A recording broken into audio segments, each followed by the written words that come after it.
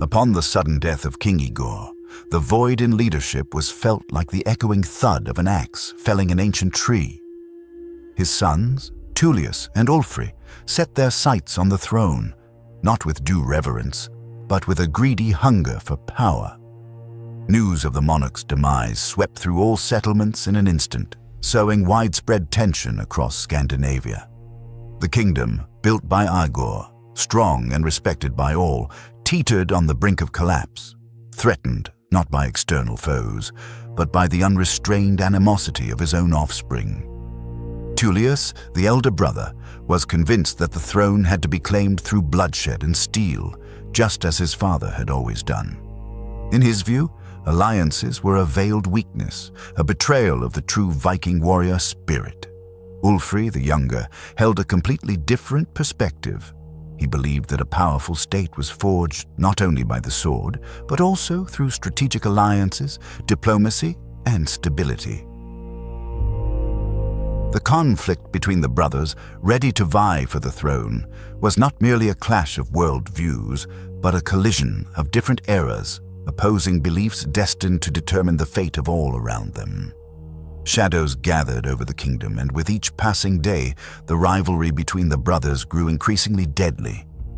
Tulius and Ulfri, bound by blood, prepared to face each other in an unimaginable confrontation, a battle that would determine Scandinavia's future. But who would survive? And at what cost would victory be claimed? Dawn broke, cold and silent, as if the sky itself had absorbed the tension hanging over the land. The forest, dense and majestic, held ancient secrets. Today, however, they seemed darker than ever before. Igor's castle, once a symbol of might, now resembled a silent tomb, its impregnable and cold walls reflecting the looming internal strife about to engulf the royal family. Igor's throne stood empty, but this was merely a temporary lull. The struggle between the two brothers was beginning to take shape, and the atmosphere around them was filled with a premonition of tragedy. With heavy steps, Tulius strode into the great hall. He had always been characterized by his swiftness and determination in upholding the traditions that had made his father an invincible chieftain. With his broad shoulders and fierce gaze, he seemed an embodiment of strength, forged by the very kingdom he yearned to rule. For him, the only way to preserve the kingdom's honor and might was through weapons and war. Lands had to be conquered, and this would only be possible if power was treated with the seriousness he believed it deserved. Clenching his fists, Tulius was ready for anything, ready to subdue anyone who dared challenge his leadership. At the same time, Ulfri, with a sharp and diplomatic mind, observed from afar. Though younger than Tulius, he understood that a strong state depended not only on battles, but also on alliances that ensured its survival. A mysterious smile played on his lips, as if he were playing a game his brother could never win. Ulfri believed that Scandinavia's future lay not just in war, but in forging a network of allies and maintaining strong diplomacy. In his view, the throne was not a prize to be seized by force, but a position to be earned through wisdom and persuasion. The first rumors of the conflict between the brothers spread like wildfire. Settlements began to lean towards one side or the other. There were those who supported Tulius, seeking a continuation of military might, revenge for lost battles, and a reverence for the strength of the sword. On the other hand, rumors began to circulate about Ulfri's skills in negotiation and forging alliances with distant kingdoms. A kingdom ruled by Tulius would become a perpetual battlefield. A kingdom under Ulfri's rule would become a web of intrigue and strategy. What would the future hold for each of them? What would be the role of every villager, every warrior who had sworn allegiance to Igor? The weight of this decision began to press on everyone, as if their very futures were at stake. In the great hall, Tulius could not contain his rising fury. He stared at the empty throne and felt a burning frustration gripping his chest. He understood that if he did not seize the crown immediately, the kingdom would crumble. If Ulfri prevailed, his beliefs on governance would spread, and war would be replaced by compromises and, perhaps, betrayal. The Viking kingdom was not built for weak alliances or fragile agreements. It was built for the strong and ruthless, for those who conquer everything with their own hands, just as Igor had always done. The image of his father, his blood-stained axe, was etched in Tulius's mind, constantly reminding him that only strength could sustain a kingdom like theirs. For his part, Ulfri spent his days in long discussions and calculations. He knew that Tulius's military might was considerable, but his alliances with other kingdoms could prove even more formidable. That is why Ulfri perceived every gesture and word from his subjects as a crucial part of the game. He spent hours studying maps, sending secret messengers, and even meeting with emissaries from distant lands. He understood that a leader's strength lay not only in their power, but in their ability to maneuver and persuade. Ulfri aspired not merely to be king, but to be the one who could unite all of Scandinavia under his banner, creating an empire capable of standing against external forces and the turbulent times that would undoubtedly come. Winter relentlessly descended upon Nordheim, heralding icy storms that would intensify the already fierce power struggle. It seemed the very nature of the kingdom mirrored the impending chaos, signaling an era of change and fateful decisions. The initial front of the confrontation between Tulius and Ulfri was far from bloodshed, representing a clash of minds, strategies, and indomitable ambitions. The outcome of this struggle remained unclear, but one thing was evident: the world of Nordheim would be forever changed. Icy winds, sweeping across Scandinavia's vast expanse, whispered through the treetops like the voices of ancient spirits. For Tulius, these winds became a symbol of the coming battle. He understood that the time for hesitation was over. The throne was within reach, but claiming it required lightning-fast resolve. Tulius could not allow Ulfri to weave networks of alliances and dispense empty promises. He believed that only war, steel, and blood could strengthen the kingdom. Tulius's plan was characterized by its directness and brutality, a devastating strike against Ulfri's supporters. He hoped that the flames of battle would scatter the alliances his brother had forged and undermine faith in his promises of a peaceful future. Under the cover of night, he dispatched his best warriors, hardened in swift raids and covert operations, with orders to descend upon the villages leaning towards Ulfri. The destruction of his brother's strongholds, Tulius believed, would predetermine the war's outcome. Night's gloom enveloped the land, concealing the movements of Tulius's detachment. The sound of their boots sinking into the soft snow did not disturb the forest's silence. Every movement was precise, leaving nothing to chance. The first village targeted for attack was only a few hours away, and Tulius anticipated a crushing blow. The warriors' blades, sharp and deadly, gleamed in the moonlight. They intended to show no mercy. Their goal was clear: sow chaos, undermine trust in Ulfri, and break any resistance. Ulfri, in turn, was acutely aware of the looming threat.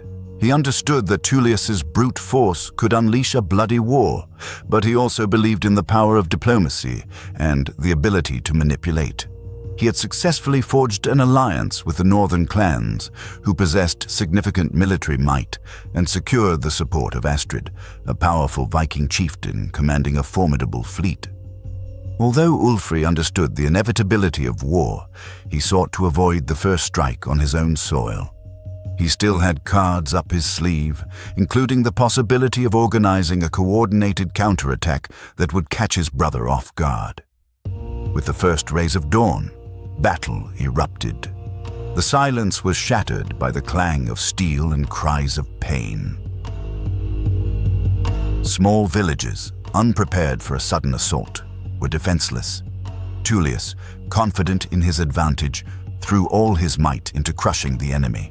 However, as the sun rose higher and the snow turned crimson with blood, anxiety gripped him. Something was wrong. The resistance was fiercer than he had anticipated. While Tulius continued his advance, Ulfri wasted no time. Knowing of the impending attack, he had forewarned his allied clans. By the time of the first strike, Ulfri's allies were already prepared for battle. The element of surprise on which Tulius had so heavily relied turned against him. Ulfri not only had a network of allies, but also possessed information that allowed him to strike at opportune moments. And now he began to seize the initiative. Tullius's furious assault was turning into a trap as he found himself caught between his brother's forces and his allies. The battlefield was awash in sweat, blood, and snow. Tulius tirelessly continued to hack at his enemies, but his warriors began to lose ground. Ulfri's plan, more complex and well thought out, began to bear fruit. Ulfri's banners appeared on the horizon, and the true battle began. Scandinavia's fate was being decided not only by the strength of its warriors, but by the wisdom of their commanders. And at that moment, Tullius's chances began to dwindle. While a fierce struggle raged on the battlefield, Ulfri was one step ahead. He understood that this war was not merely a clash of swords, but a battle of wits. Even before Tullius's attack, he had sent secret messengers to his allies, including the mighty clans of the north. A Viking chess game was unfolding where every move and every alliance could be the key to victory. Ulfri knew that the outcome of the battle depended not only on the strength of his warriors, but on the ability to manipulate power, both domestically and internationally. The tension reached its peak, yet Ulfri remained steadfast. He harbored a strategic vision aimed at transforming scattered settlements and territories into a formidable, lasting alliance, capable of withstanding the test of time and the onslaught of chaos.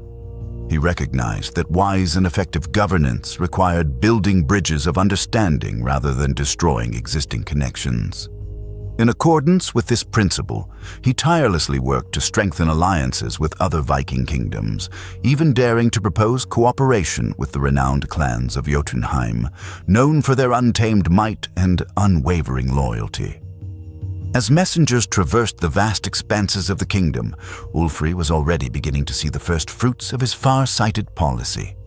The first victory in the diplomatic war had been won. Villagers who had suffered Tullius's attacks began to express doubts about his leadership. Those who had previously faced a difficult choice between the brothers now saw Ulfri as a more promising leader, capable of ensuring future peace and prosperity. Tullius's rejection of diplomatic methods was evident not only in his aggressive actions, but also in the psychological tension he created. The absence of allies and the animosity caused by his violent conquests began to negatively impact his standing. However, the game was not yet over. While Ulfri strengthened his alliances, Tullius was consumed by rage. He understood that to retain power, he needed more than just a sword. However, he never placed the same value on diplomacy as he did on the strength of his warriors. The attack on the village had been a carefully planned strategic move. But despite this, Tullius felt that his forces were insufficient to turn the tide of the war in his favor. He was forced to reconsider his tactics. Yet pride and an unwavering belief that the kingdom could only be conquered by brute force prevented him from making a rational decision. With each step, he became more convinced that the only way to rule was by the sword, and the fear of losing power was his main driving force. Unlike Tullius, Ulfri possessed a valuable quality: patience. He understood that war was only one part of a larger strategy, and that his true strength lay in his ability to unite and lead, not just destroy. When news reached him of a possible alliance with the clans of Jotunheim, Ulfri realized he held the key to turning the situation in his favor. The negotiations were complex, but a true leader must be able to discern that even in a world dominated by violence and brutality, there are those who prefer wisdom over brute force. He was ready to take the risk to gather forces that would make his brother uncompetitive, not through force, but through strategy. While Ulfri excelled in the art of diplomacy, Tulius prepared for his next move. Now, it was no longer just about holding positions, but about destroying everything necessary to achieve victory. He knew that his main advantage remained his resolve and belief that only through force could he build the Viking empire his father had always dreamed of. However, time was working against him. As he devised his military strategy, Ulfri was nearing the point of securing the kingdom's fate with his network of alliances, growing stronger and more invincible each day. The sun was sinking towards the horizon when the brothers met on the battlefield for the last time, no longer as allies, but as irreconcilable foes. Storm clouds gathered, as if the sky itself was about to descend upon them. Tulius and Ulfri understood that the decisive moment was near. Each prepared in his own way, one with the steel of his warriors, the other with the strength of his alliances. The battlefield was uneven, covered with rocks and snow, making every step difficult and imbuing it with a special meaning that transcended the battle itself. Tulius moved forward with his sword drawn, his face a mask of resolve and fury. His gaze was fixed on his brother, giving him one last chance to prove that strength, war, and violence were the only ways to conquer a kingdom. He felt the weight of the throne on his back, but at the same time, he felt despair. Ulfri's alliances were strengthening, and Tulius knew time was running out. He ordered his warriors to take defensive positions. As he advanced, he left marks on the ground, as if founding an empire with every step. The battle was about to begin, and his sword would be the final arbiter. Ulfri, in contrast, remained calm. His hand gripped his sword steadily, like a man who viewed war not as the only path, but as a last resort for survival. He watched his brother, his sharp and swift movements, and understood that victory would be won not by force, but by patience and strategy. His allies took their positions, ready to act at the opportune moment. Ulfri believed that his victory would be driven not only by diplomacy, but by intellect, the ability to read the battlefield like a grandmaster. He knew that his victory would depend not only on the battle itself, but on how he could manipulate the events around him.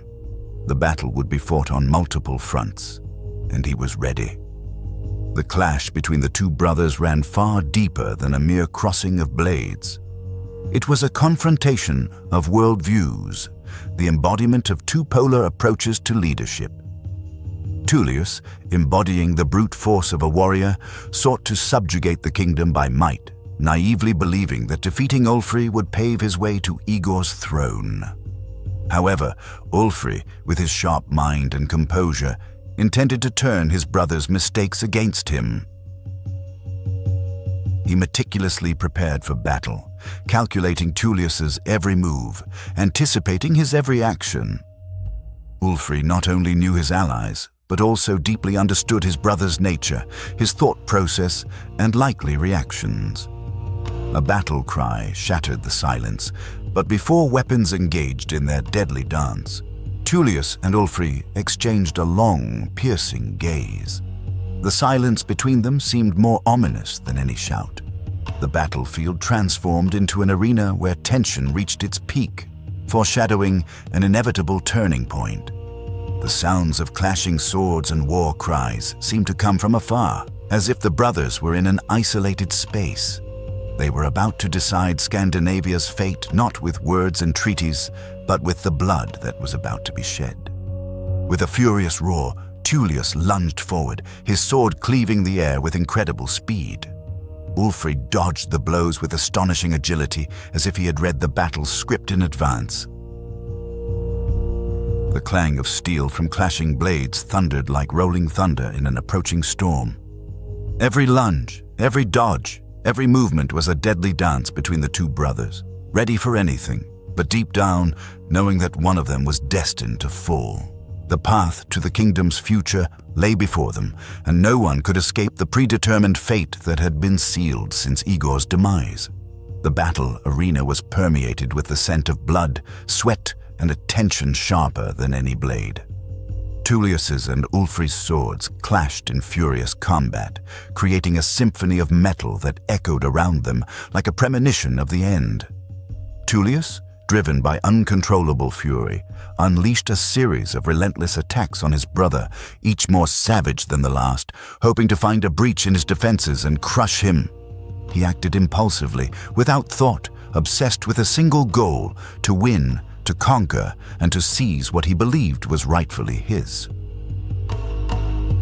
Igor's throne was not merely a symbol of power for him, but a way to silence the pain, the fear of being unrecognized and inadequate. In contrast, Ulfri moved with the composure of a man who understood the gravity of the situation, but who also knew that the outcome of the battle depended not only on the present moment, but on the future. He dodged blows with incredible precision, his sword parrying his brother's attacks with a metallic clang. However, his mind was focused not just on the physical confrontation. He understood that this battle was a metaphor for what Scandinavia needed: an end to bloodshed and endless wars. His strategy was to turn Tulius's strength against him, exhaust him, and force him into an error. Ulfri was a strategist, not a brute warrior, and every one of his movements was aimed at ensuring the kingdom not only power, but also stability and prosperity.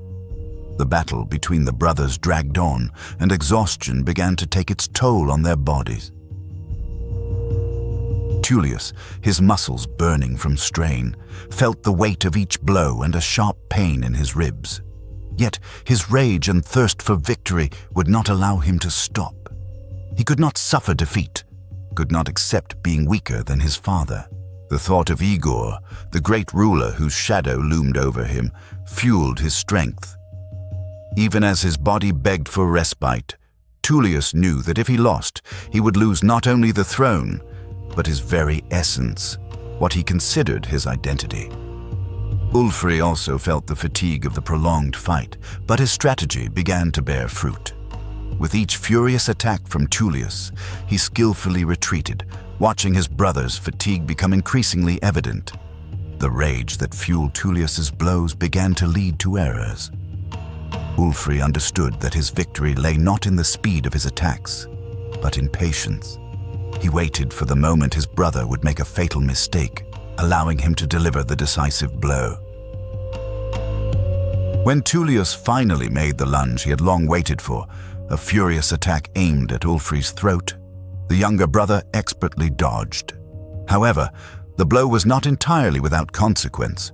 Tulius lost his balance, and Ulfri, with a precise movement, brought him to the ground, pressing his blade against his neck.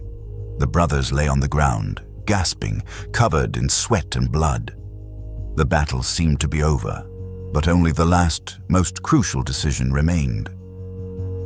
Ulfri looked into Tulius's eyes, and for a moment, pain, loss, and brotherly love flickered in his gaze. But he knew there was no turning back. Scandinavia could not be ruled by a man blinded by a thirst for power, like Tulius. And then, with a slow movement, Ulfri delivered the final blow. The sword pierced Tulius's neck, and a death cry echoed across the battlefield. The battle was over. Silence settled over the battlefield, broken only by Ulfri's heavy breathing. The empire he had dreamed of, the peace he had cherished for Scandinavia, now stood before him as a harsh reality. Victory was his, yet the triumph tasted bitter. The taste of conquest mingled with the tang of irreparable loss. His gaze fell upon his brother's lifeless body, and for a moment, a wave of defeat washed over him. In Tulius's demise, there was neither valor nor glory of a fallen warrior. Victory had been claimed, but the price paid was incomprehensible even to his wise mind. Scandinavia's destiny was now in his hands. Ulfri, the victor, the newly crowned king, gazed into the distance towards a future fraught with challenges and hardships. He understood that with Tulius's death, the war had ended, but the true battle, the battle to build a unified empire, was just beginning. After the bloody battle, the lands of Scandinavia seemed to breathe a sigh of relief. as if the very soil had shed the heavy burden of past years. For Ulfri, however, there was no rest. He had achieved his desired goal, but the victory brought neither the jubilation nor the solace he had hoped for. Tulius's silent body lay motionless, and Igor's throne, now occupied by his youngest son, seemed to have lost its former grandeur. During the war, Ulfri had learned that power rested not only on steel and blood, but on the hearts and minds of the people, and that was not something forged overnight. The true struggle, he realized, was just beginning. The path to the crown proved more arduous than he could have imagined. Now that the kingdom was in his hands, Ulfri had to make difficult decisions that would determine the fates of future generations. He understood that he could not rule alone as his brother had naively believed.